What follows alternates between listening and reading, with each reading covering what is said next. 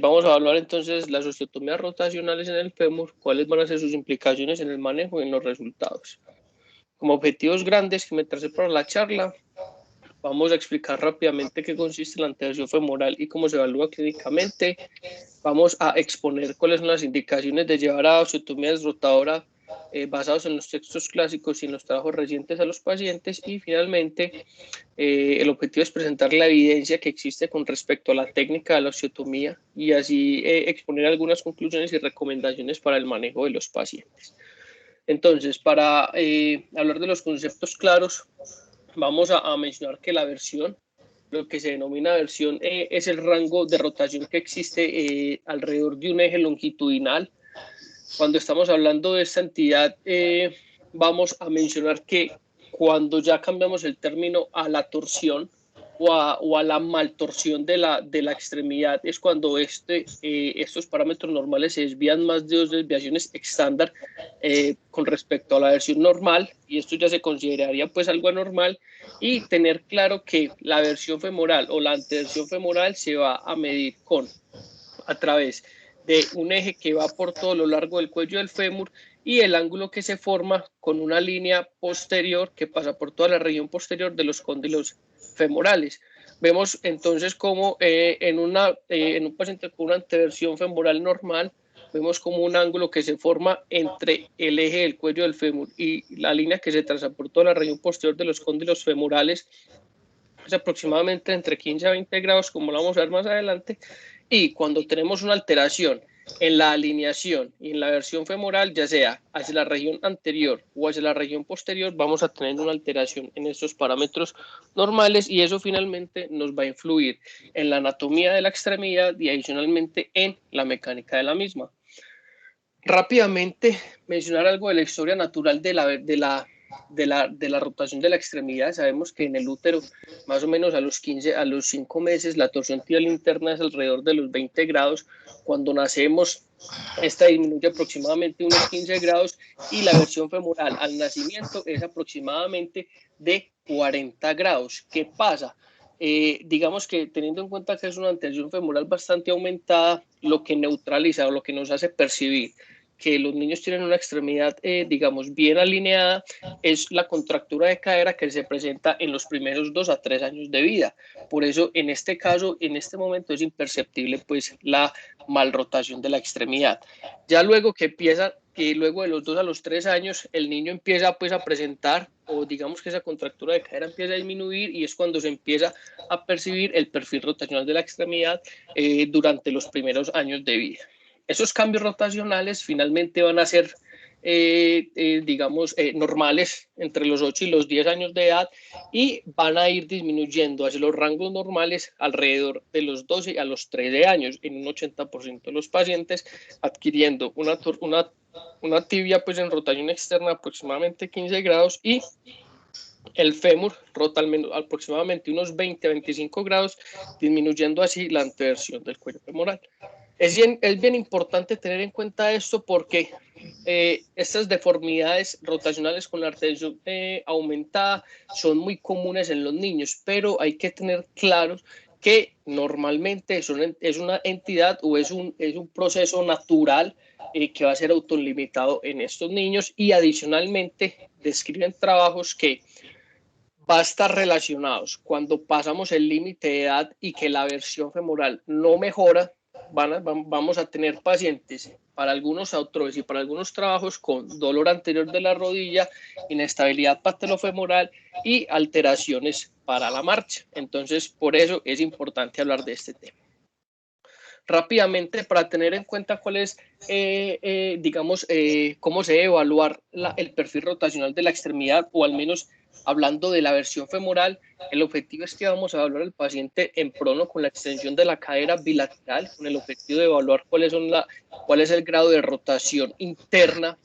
de la cadera, evaluando pues de forma indirecta cuál es el grado de anteversión femoral, ya sea con la rotación interna o con la rotación externa, y adicionalmente complementándola con el test de la prominencia del trocánter, descrito pues en los textos como el test de Rue y colaboradores, que fue pues un trabajo que hicieron hace mucho tiempo. El objetivo es determinar cuál es el momento de la rotación de la cadera en el cual la prominencia, el trocánter, está más prominente en la región lateral de la región proximal del muslo, y así determinar cuál es el grado de anteversión femoral. Es decir, que cuando el trocánter esté lo más prominente hacia la región lateral, en teoría esto estaría paralelo al piso, y el ángulo que se forma entre el piso y digamos, la extremidad o la pierna sería el grado de anteversión femoral, y es una forma de medirlo indirectamente. Adicionalmente, hay unos criterios clínicos o hay unos Camilo, parámetros. ¿Aló? Camilo, meto la cuchara, no es con el piso, es la vertical con el ángulo de la pierna. Perfecto, profesor. Sí. Listo, profe. Perfecto, gracias. Y de forma indirecta, hay que evaluar adicionalmente que los niños los padres van a percibir que los niños tienen se empiezan a sentar pues en W, o tienen ciertos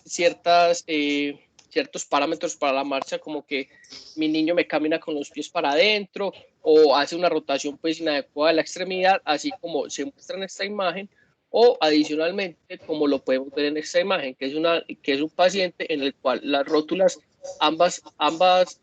ambas extremidades están mirando o se están chocando entre ellas. Adicionalmente, reportan que estos pacientes van a tener una marcha como en batidora de huevo, como lo exponen en algunos trabajos, y también es uno de los parámetros clínicos para evaluar de forma indirecta que el paciente tiene un aumento de la anteversión femoral. Cuando hablamos de los pacientes con parálisis cerebral, hay que tener en cuenta que estos niños tienen una marcha en rotación interna y es común evaluarlos. Adicionalmente, se presentan con rótulas viscas, con marcha con los pies en rotación interna o en progresión negativa, y en ocasiones va a estar asociado pues, a la compensación por la torsión tibial externa. Es importante evaluar que cuando se hace la evaluación de estos pacientes van a tener un mecanismo compensatorio de la extremidad. Tienen adicionalmente una disminución de la efectividad de los abductores, y adicionalmente también todo, digamos que en el mismo cuadro clínico van a tener un aumento de la anteversión femoral. Entonces, para algunos autores y para algunos trabajos recientes presentan que las indicaciones para llevar a un paciente a una osteotomía desrotadora del fémur, según como lo exponen en algunos casos, es que el paciente tenga una rotación interna pasiva por encima de 60 grados, una rotación externa pasiva menor a 25 grados, o que adicionalmente presente una rotación interna del muslo o una desviación hacia la región medial del muslo durante la marcha, que es lo que mencionábamos como la marcha en batidora de huevos, pues como digamos haciendo la traducción literal. Para Sarap y los colaboradores, hay que evaluar que la deformidad rotacional ósea tenga sea mayor pues de los 10 grados esperados para la edad, y adicionalmente que la rotación interna, se presente rotación interna de la cadera durante el análisis de marcha. Y para este autor, Pirpiris y colaboradores, el objetivo es dejar al menos como rotación interna pasiva 20 grados luego de llevar a un procedimiento quirúrgico. Pero para tener más claro cuáles van a ser como las indicaciones en algunos casos, porque si uno es exigente y lee de forma pues juiciosa la literatura, realmente pues las indicaciones van a terminar siendo indicaciones muy relativas, y sobre todo dependiendo mucho de los síntomas y en gran parte de un componente cosmético. Está este trabajo muy clásico del doctor Staeli, en donde las indicaciones que él tenía para hacer la osteotomía desrotadora del fémur es que el paciente debería ser mayor de 8 años, al menos pues como lo mencionamos inicialmente, que termine pues como esa parte o que logre madurar pues o desrotar el fémur con respecto a las edades más tempranas,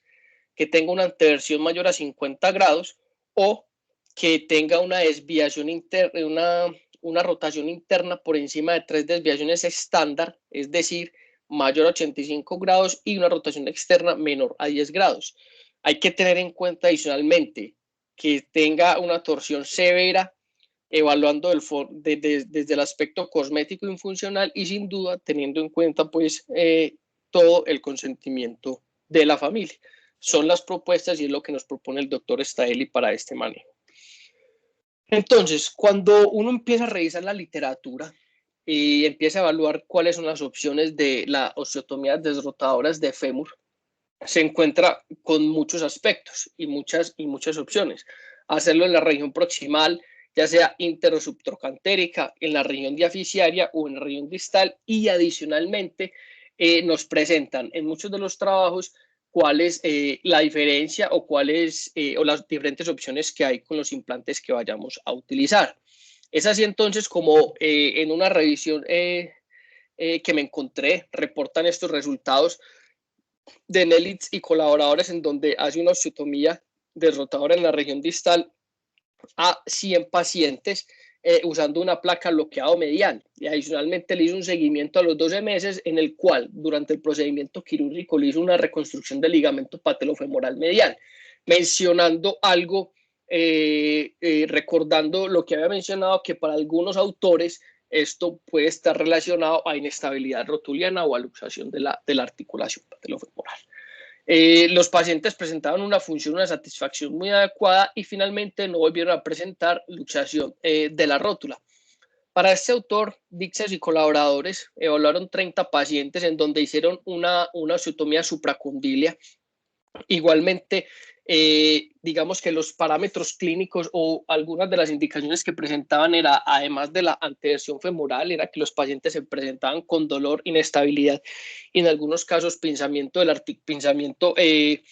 articulación de la cadera. Los resultados que ellos reportan son muy buenos y son muy similares a los de Nelitz en el estudio pasado. Pero entonces,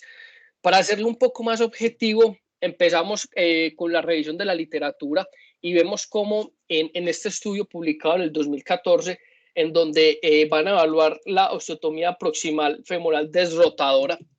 para aquellos pacientes en los cuales tenían un aumento de la anteversión femoral y una marcha en rotación interna, que fueron 21 pacientes. Si vemos aquí, la edad promedio era de 13 años, ¿cierto? Y la razón por la cual asistían al médico, al ortopedista, era la marcha en rotación interna, dolor de rodilla y caídas en la mayoría de las ocasiones. Vemos como el implante que ellos usaban era una placa en la región proximal, parece ser una placa LSP, y la osteotomía la realizaban en la región intertrocantérica. Vemos como los rangos que tenían los pacientes para ese momento, vamos a ver que en este caso era una rotación interna de 71 grados y una rotación externa de 30 grados, y la anteversión femoral en la tomografía en promedio era de 40 grados para todos los pacientes.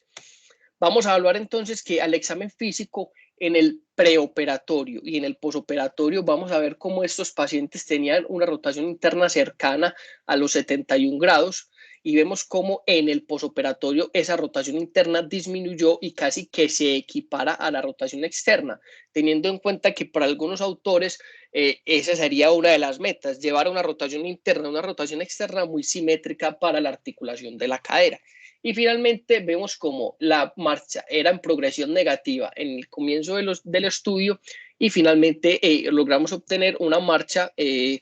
con una progresión muy adecuada pues, para los pacientes en el posoperatorio, teniendo en cuenta que todo esto se logró tener una diferencia que era estadísticamente significativa. Adicionalmente, y teniendo en cuenta los síntomas, y que era principalmente por lo cual los pacientes habían sido llevados al procedimiento quirúrgico, vemos como en el preoperatorio 19 de estos pacientes marchaban, tenían una marcha en rotación interna, y vemos como en el posoperatorio solamente dos, no lograron obtener un resultado del todo adecuado. Los pacientes dejaron de caerse, el dolor de la cadera mejoró y el dolor de la rodilla mejoró notablemente, teniendo en cuenta que todos la mayoría, pues tuvieron unos desenlaces que eran satisfactorios para ellos, siempre con una diferencia que era estadísticamente significativa. Es entonces cuando en este trabajo nos proponen que la osteotomía proximal puede tener unos buenos resultados, sobre todo funcionales y desde el aspecto subjetivo, pero hay que tener en cuenta que siempre se debe intervenir luego de los 2 años, teniendo en cuenta, de los 8 años, perdón, teniendo en cuenta la población que utilizaron en este estudio. Cuando vamos a hablar entonces si es mejor tener una osteotomía proximal y una osteotomía distal, me encontré este trabajo en el cual hacen la comparación de los mismos en aquellos pacientes que tenían parálisis cerebral. Este es un estudio multicéntrico publicado pues en el 2018 en donde evaluaban las osteotomías distales y proximales con respecto a los desenlaces funcionales. ¿Qué querían ellos? Determinar o verificar que no existía una diferencia en hacer la osteotomía en la región proximal o hacer la osteotomía en la región distal. Usaron placas y esta era la población en los cuales ellos tenían el estudio. La edad en promedio era aproximadamente para la osteotomía proximal de 9 años y para la distal de 11 años. Los pacientes tenían un gross motor cercano o hasta 3, lo que los hacía pues finalmente parcialmente ambuladores y estos son los niños que eran evaluados pues en el estudio, la población, el número de niños. Los resultados, es una tabla muy grande, pero yo traje aquí los resultados que nos importaban para esta charla. Entonces, si vamos a ver el promedio de la rotación de las caderas en el preoperatorio y en el posoperatorio, vemos cómo los pacientes tienen una rotación interna en promedio de 22 grados, cercano pues en el momento de hacer la osteotomía proximal, y cuando se hace la osteotomía en el posoperatorio, los pacientes van a tener una rotación de las caderas en todo el rango de movimiento, al menos de entre 2.5 grados, teniendo en cuenta la desviación estándar. Listo, para que lo tengamos en cuenta, con una mejoría notable según pues los resultados del AP. Y adicionalmente, otro de los parámetros que importan sería la progresión de la marcha. Vemos cómo esos pacientes tenían una marcha que era con resultados muy positivos, que ellos aclaran en la tabla que cuando tienen en este caso resultados muy positivos es que los pacientes tienen una marcha en rotación interna, y en el posoperatorio vemos cómo todo este resultado mejora notablemente para los dos, las osteotomías proximales y las osteotomías distales, teniendo unos resultados favorables al final de forma estadística. Y la anteversión femoral, que es otro de los parámetros importantes, vemos cómo inicialmente en el preoperatorio tenían una anteversión cercana a los 50 grados en aquellos pacientes en los cuales se les hizo la osteotomía proximal y de 30 grados en aquellos en los que se hizo la osteotomía distal. Vemos finalmente cómo la anteversión logra alcanzar unos rangos normales o esperados pues para la edad, en este caso luego el procedimiento, y con una significancia estadística que es bastante importante. Ellos realmente pues no logran, pues no hacen una conclusión o una recomendación con respecto al manejo, pero sí logran sacar una premisa, que es que parece que la ubicación no va a afectar a corto plazo la marcha ni el examen físico de estos pacientes, pero finalmente como en muchos de los trabajos que uno ve al final, va a depender de la preferencia del cirujano. Muchos estudios previos sugieren que la osteotomía distal puede ser una opción más viable con mejores resultados, sobre todo teniendo en cuenta el tiempo quirúrgico y sangrado, debido a que refieren que es un poco más fácil, pero ojo, hay que tener en cuenta que si estos pacientes van a ser llevados a una cirugía multinivel que requieran intervenciones en la cadera o en la pelvis, reportan que la recomendación o podría ser mucho mejor llevar a estos pacientes a una osteotomía de la región proximal para así mejorar pues los otros parámetros en caso que se requiera una osteotomía varizante o alguizante o de la región proximal. Y continuando entonces con la opción que existe o o la discrepancia que existe con respecto a si es mejor hacer la distal o proximal, también me encontré este trabajo. Este trabajo reporta, tratan de evaluar cuál es la mejor osteotomía para aquellos pacientes que tienen una diplegia espástica.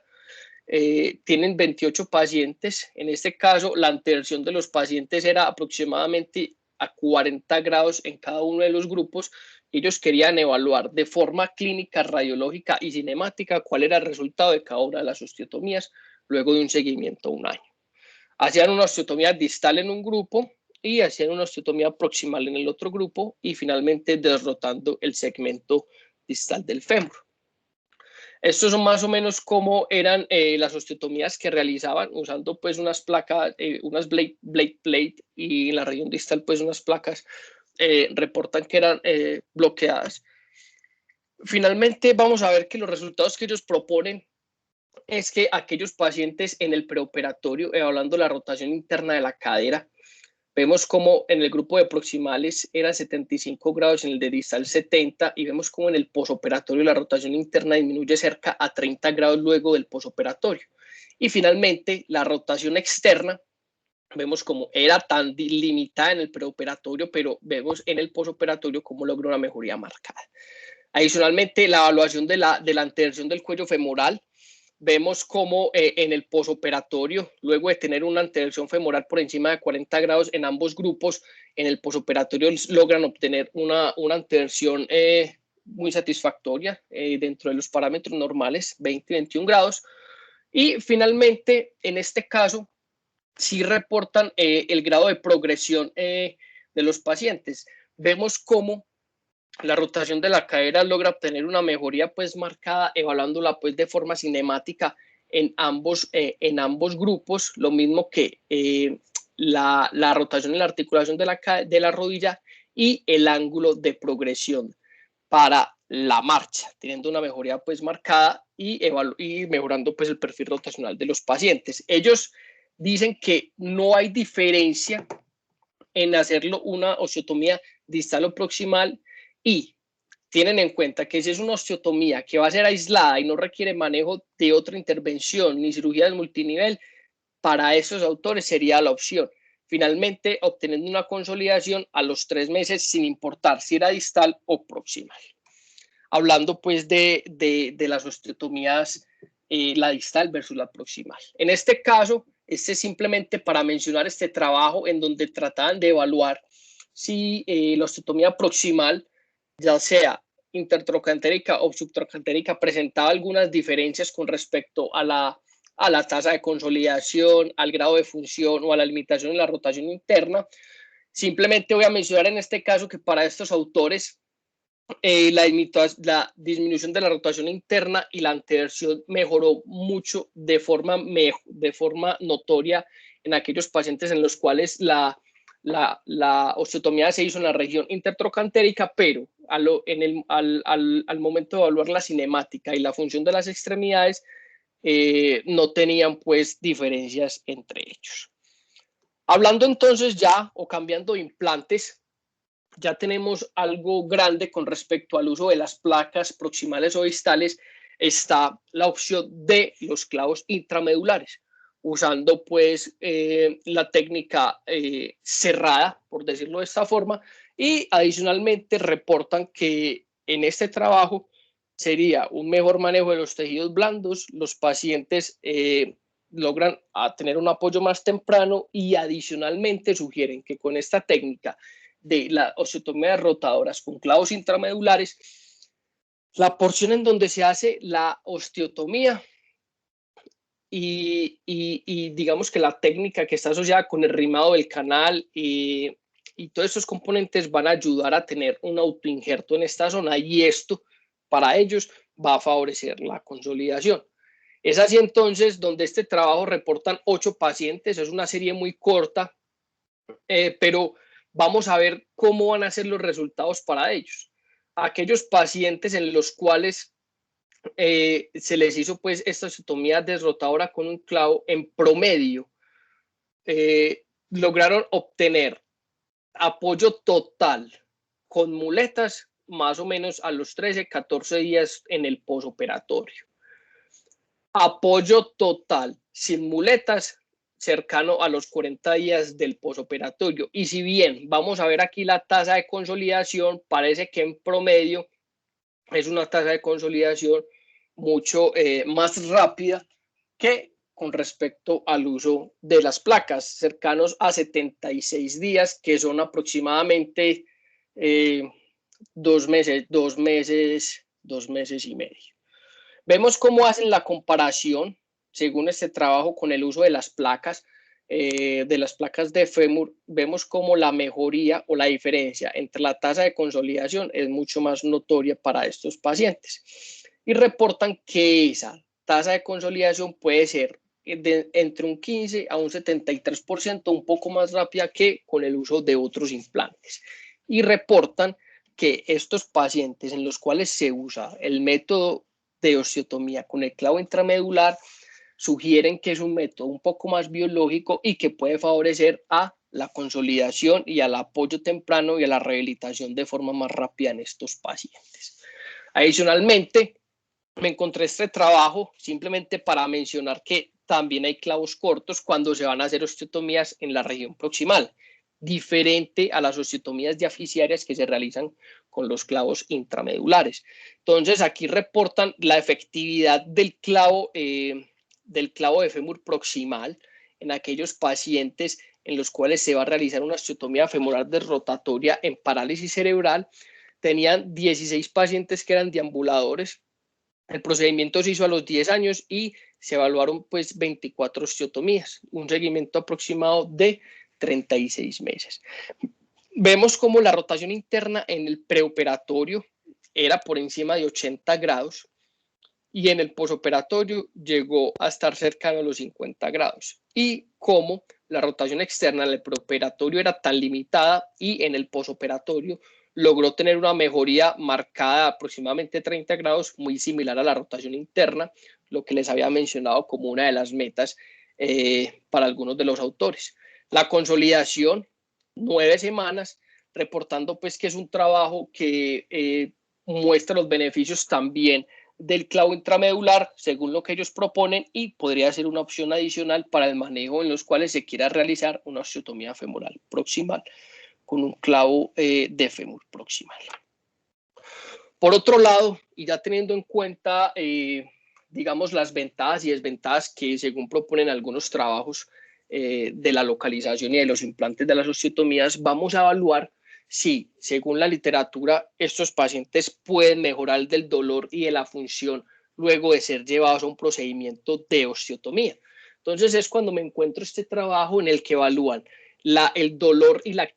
los desenlaces en la actividad luego de una osteotomía femoral desrotatoria en aquellos pacientes que tenían una anteversión femoral. Ellos reportan y sustentan su trabajo en que esa anteversión femoral excesiva puede ser una condición que se puede tornar en algún caso sintomática en la adolescencia, manifestándose como dolor de rodillas, caídas recurrentes y limitación para algunos deportes. Es así entonces en donde en este trabajo usan la técnica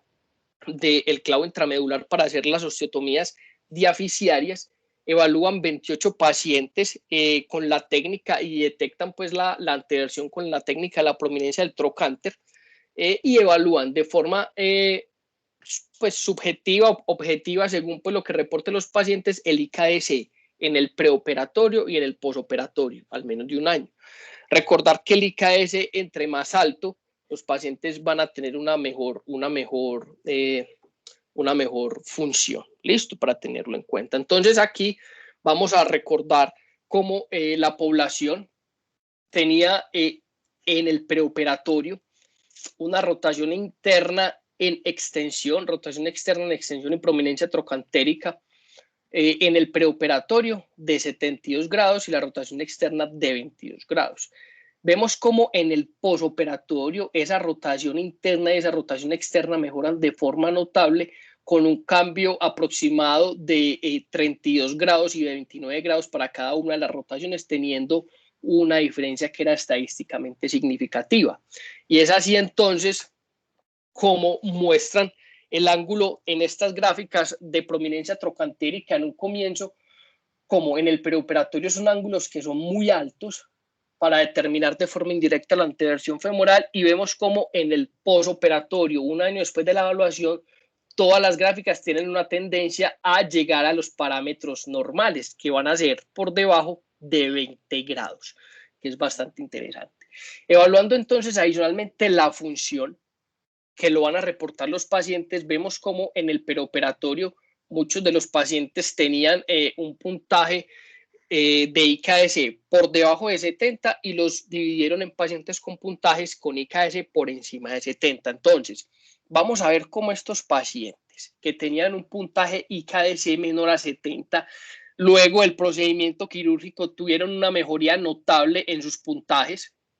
Digamos que la mayoría de ellos, como reportan en el trabajo, pero aquellos pacientes en los cuales tenían una función bastante adecuada en el peroperatorio, la mejoría no fue tan marcada en este caso, excepto este paciente pues que se sale de la normal, que ahí reportan que era un paciente que tenía un síndrome de abstinencia pues, fetal alcohólica y parece que tenía un componente pues psiquiátrico. Evaluándolo de esta forma, vemos como los pacientes, lo que les había mencionado, con IKS y puntajes por debajo de 70, tienen una mejoría notable en el puntaje y en la función objetiva luego del posoperatorio, pero vemos como la mejoría de estos pacientes que tienen un puntaje IKS previo es tan alta que la mejoría pues no es tan adecuada para estos pacientes. Entonces hay que tener en cuenta que ellos lo que sugieren es que puede ser efectiva en anteversiones femorales excesivas y sintomáticas, con unos buenos resultados anatómicos y funcionales, sobre todo en aquellos pacientes que tienen una función previa o un dolor muy exagerado o una limitación marcada para sus actividades de la vida diaria. Entonces, aquí sugieren que ese es el tipo de población objetivo, aquellos pacientes que tengan pocos síntomas, que los puntajes les dan altos y que realmente la función es muy buena. Parece que la percepción de mejoría no es tan marcada con respecto a los otros pacientes. Finalmente, y ya pues para ir terminando, hay que evaluar si esas osteotomías derrotadoras pueden influir en la alineación coronal en el plano coronal de la extremidad. Entonces es aquí en donde evalúan aquellos pacientes que tienen un mal tracking patelar y que tienen un aumento de la anteversión, evaluando pues como límite que tengan una rotación mayor pues a los 30 grados. Y el objetivo de ellos es evaluar si aumenta el espacio isquiofemoral y adicionalmente la alineación del fémur distal cuando se realiza la osteotomía de fémur distal. Entonces, en este caso, utilizan placas bloqueadas por la región medial. Vemos como la torsión femoral en el preoperatorio era de 30 grados y mejora notablemente pues, en el posoperatorio, con una P que es estadísticamente significativa. En el preoperatorio, la distancia isquiofemoral mejora o aumenta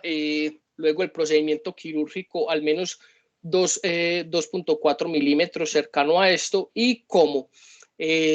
el ángulo lateral femoral distal mecánico mejora notablemente con respecto a el procedimiento. Se torna un poco más valguito, teniendo en cuenta que permanece dentro de los rangos normales. Vemos como en esta imagen, cuando se traza el eje mecánico de la extremidad, pasa un poco más medial de lo que esperamos el MAD, pero luego el procedimiento quirúrgico y luego de hacer la osteotomía, el MAD y el eje de la extremidad pasa por todo el centro de la misma. Entonces, el objetivo, y ellos reportan que esta osteotomía de la región distal puede llevar a algo de valguización y a un aumento del espacio isquiofemoral. Entonces, hay que tener en cuenta cuando se vaya a realizar a estos pacientes, para estos autores, cuáles van a ser los cambios posibles que se me pueden generar en la extremidad y si esto me va a alterar o por el contrario me puede mejorar la mecánica o el tracking patelar en el paciente que va a ser llevado a la cirugía. Por otro lado, vemos cómo vamos a evaluar en este trabajo, evalúan cómo es la sobrevida del ligamento o de la reconstrucción del ligamento patelofemoral medial en aquellos pacientes en los cuales se les realiza una osteotomía femoral derrotatoria o en los que no se les realiza, tratando con el objetivo de manejar la luxación patelar recurrente en aquellos pacientes que tienen anteversión femoral aumentada. Entonces, el objetivo es evaluar la reparación aislada en anteversión aumentada y la reparación más la osteotomía rotadora distal. Esta es la tabla de los pacientes, la tabla demográfica en las cuales no presentamos una diferencia que sea estadísticamente significativa para las condiciones sociodemográficas. Todos tenían un aumento del TTTG, todos tenían un aumento de la torsión tibial y adicionalmente todos presentaban el mismo grado de displasia para estos pacientes. Adicionalmente, reportan que aquellos pacientes en el grupo de la osteotomía femoral desrotatoria, todos tienen pues el bajo grado del signo de la J, pues o luxación de bajo grado de la articulación, y adicionalmente pacientes con alto grado de luxación de la misma. Todos con características similares entre ellos. Entonces, ¿qué querían evaluar? Que aquellos pacientes en los cuales se les hizo la osteotomía femoral desrotatoria, que es la primera columna que vemos a la izquierda, vemos cómo mejoran los puntajes funcionales con respecto al preoperatorio y en el posoperatorio en ambos grupos. ¿Listo? Teniendo en cuenta que solo se realizó en este grupo la reconstrucción del patelofemoral sin la osteotomía, teniendo pues una diferencia estadísticamente significativa entre ellos. Adicionalmente, los puntajes funcionales para cada grupo, comparándolos entre sí, presentaron una mejoría estadísticamente significativa, pero en el posoperatorio funcional vemos cómo no se presenta una diferencia estadísticamente, teniendo en cuenta que en este grupo no se hizo la osteotomía femoral desrotatoria. Y adicionalmente hay que tener un punto, y esto es lo que ellos hacen bastante hincapié.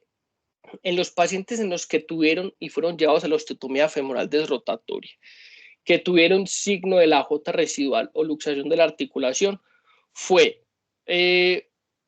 mucho mayor en aquellos pacientes en los cuales no se realizó la osteotomía femoral desrotatoria, y adicionalmente presentaban laxitud residual, un índice que ellos medían en porcentaje mucho mayor en aquellos pacientes en los cuales solamente se hizo la reconstrucción del patelofemoral. Entonces, aquellos pacientes en los cuales se evaluaban la laxitud residual de la reconstrucción del patelofemoral, vemos cómo los pacientes que eran del grupo de la osteotomía